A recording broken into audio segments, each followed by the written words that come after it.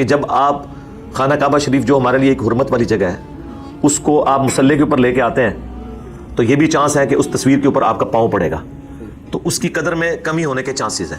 یہ اخلاقی مسئلہ ہے، شرعی گرفت اس کے اوپر نہیں ہے.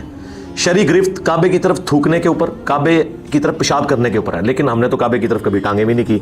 ہم یہ نہیں کہتے یہ ناجائز ہے.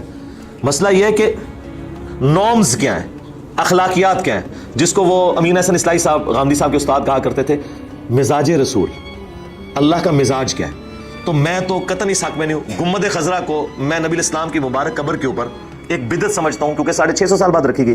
اس کے باوجود میں کبھی یہ نہیں کہوں گا کہ مصلی کے اوپر گنبد خضرا بنا ہو کہ میرا پاؤں اس کے اوپر پڑے، کیونکہ اب بہرحال کسی درجے میں رسول اللہ کے ساتھ اس کو نسبت حاصل ہے. تو اس لیے اب تو الحمدللہ یہ رواج ختم ہو گیا، اور اس میں کریڈٹ میں سب سے زیادہ دوں گا الیاس قادری صاحب کو. یہ مہم چلائی انہوں نے تھی، کیونکہ بریلویوں میں زیادہ عقیدت ہوتی ہے نا خانہ کعبے اور مسجد نبی کے مصلی بچھانے کی. اہل حدیث کو تو پوری سی عقیدت ہے نا جتنی ہونی چاہیے. تو بریلوی جو ہے وہ آپ کو پتہ ہے مسجدوں میں بچھاتے تھے. تو الیاس قادری صاحب نے ہائی لائٹ کیا کہ یار یہ مصلی فریم کرا کے تو آپ لگائیں، لیکن مصلی آپ سادہ رکھیں، اس سے دل میں عزت کم ہوگی. یہ سارا کریڈٹ اگر ماڈرن ایج میں کسی کو جاتا ہے تو میرے باپا جانی الیاس قادری صاحب کو جاتا ہے، کیونکہ بریلویت سے یہ آواز اٹھتی تو بریلویوں نے ماننا تھا، ادروائز لوگوں نے کہنا تھا کعبے نہیں مندے.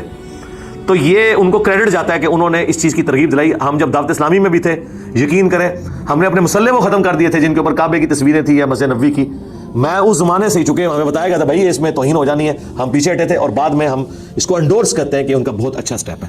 باقی جو اس میں غلو کرتے ہیں کہ گھاس کے اوپر آپ نے جوتیاں نہیں رکھنی، بے ادبی ہو جائے گی، وہ تو پھر کل کو آپ کالی سڑک کے اوپر پاؤں نہیں رکھ سکتے کہ غلاف کعبہ بھی کالا ہے، یہ ذرا غلو ہے. ایمی میرا بات جاؤ، ٹھیک ہے نا.